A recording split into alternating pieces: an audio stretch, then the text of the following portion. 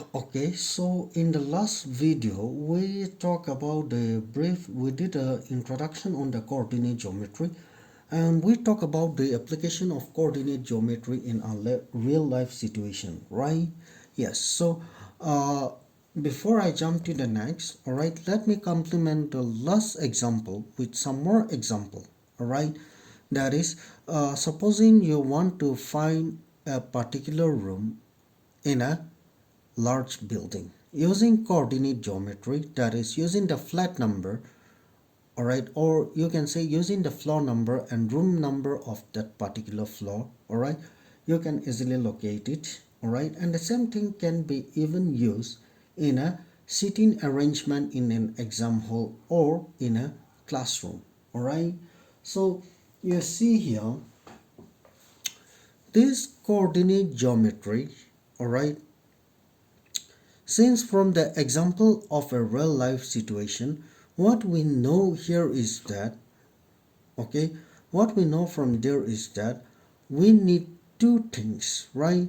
Yes, we need a street number and a house number, right? Or let's say we need the flat number and the room number. So there are two things that we need, right? So those two things, all right, I'm going to represent it, all right. I'm going to discuss about those two things that we need, all right, in this particular video. So the two things that we need here are the two axes, all right. We need these two axes. So what are the two axes called? That is, you see here the two axes here are called the x-axis, that is, this x-axis is the horizontal line, all right, the horizontal line, which will be known as the x-axis, and the other one, the other line, all right, that is the vertical line. Is it okay? The vertical line, this is known as the y-axis. Is it okay? So you see here this two axes that is taken on a plane, we call it a coordinate plane, or we even call it a Cartesian plane. Is it okay? I hope this is clear, right?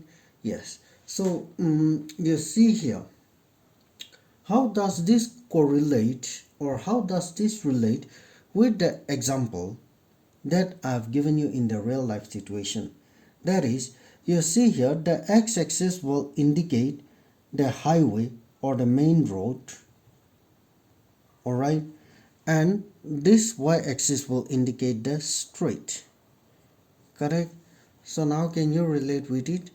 Yes, yes. So this coordinate plane or Cartesian plane is also known as the xy plane as well. Is it okay? Yes, the coordinate plane or the Cartesian plane is also known as the xy plane. Is it okay? So you see here these two lines, that is the horizontal line and vertical line, they intersect each other perpendicularly. That means the angle for all of them will be 90 degree. Alright, that is on a geometrical angle point of view. Alright, but that is not going to be important here. What is important here is that the point where the two lines meet, or where the two lines intersect. Is it okay? Okay, let me draw another one here. Alright, the point where the two axes, that is the x-axis and the y-axis meet, is known as the origin O. Alright, this is the origin O. Alright, so now opposite of x will be taken as x dash and opposite of y will be taken as y dash. Is it okay? So this two axes, that is the x-axis and the y-axis, it divides the plane into how many parts? It divides the plane into four parts. Alright, and these four parts are known as, what is it? They are known as quadrants. Alright, so what are the name of these quadrants? That is, the name of this quadrant is that this first block is known as the first quadrant. Alright, this second block is known as the second quadrant, the third block is known as the third quadrant, and the fourth block is known as the fourth quadrant. Is it okay? Yes. So now again, let's come back to the number line system. In the number line system, we know that 0 is an integer that is neither positive nor negative, right? Yes. So even on a Cartesian plane, that same technique applied. The same technique is applied here, alright?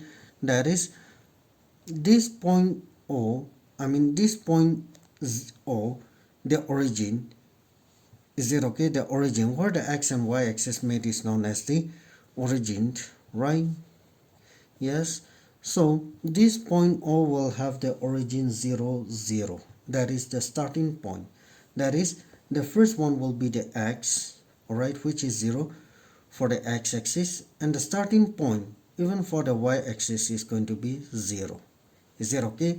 So this 0, 0 is known as the origin. Is it okay? Any doubt? No, right? So now coming to this again, you see I'm drawing the figure repetitively, alright, in order to avoid confusion, alright. So this center O, the point of intersection O, now along x, and I'm going to indicate the number, alright, along the x-axis and the y-axis.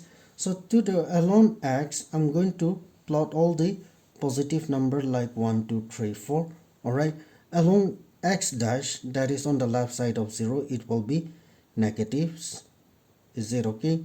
Along y, it will be all positive. Is it okay? And along y dash, it will be all negatives. Is it okay? Yes. Any doubt? No, right?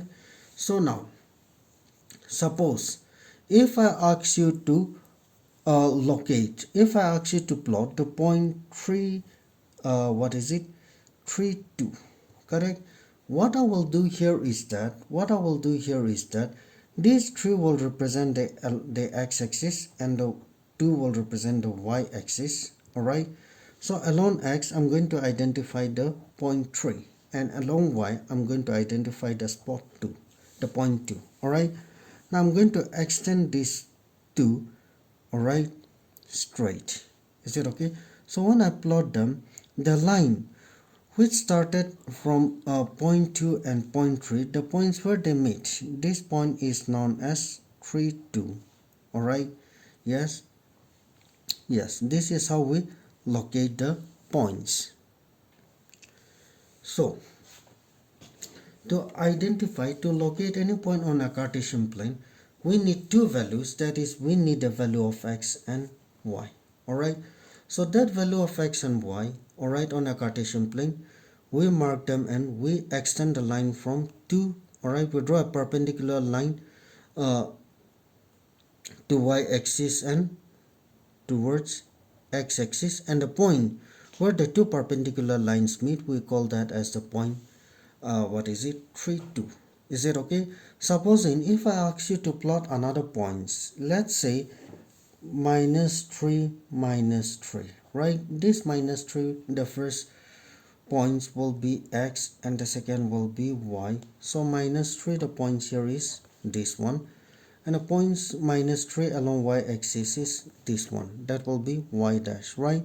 So they are all along y dash, so let's extend them, alright? So the point where the lines of -3 along x-axis and -3 along y-axis, the point where they meet is known as -3, -3.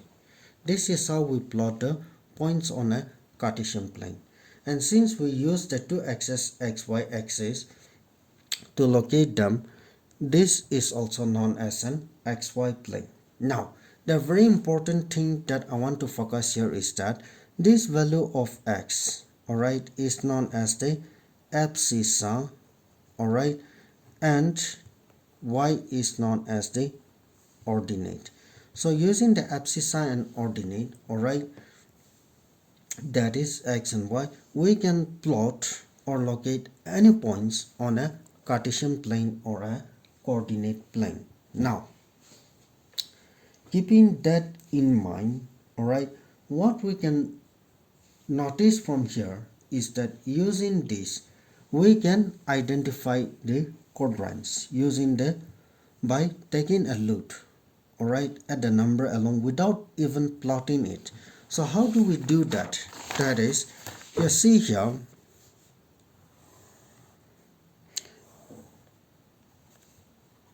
x dash, y dash.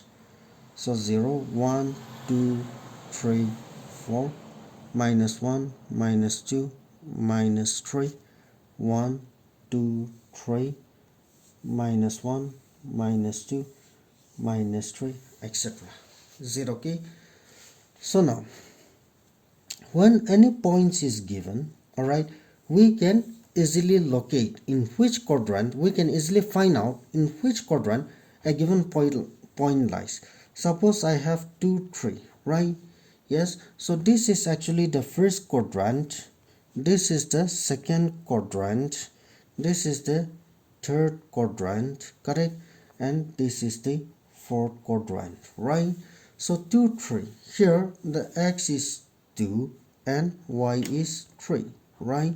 Yes, so I'm going to identify 2 along x-axis, that is along x-axis the point 2 is here and along y-axis point 3 is here. So the lines where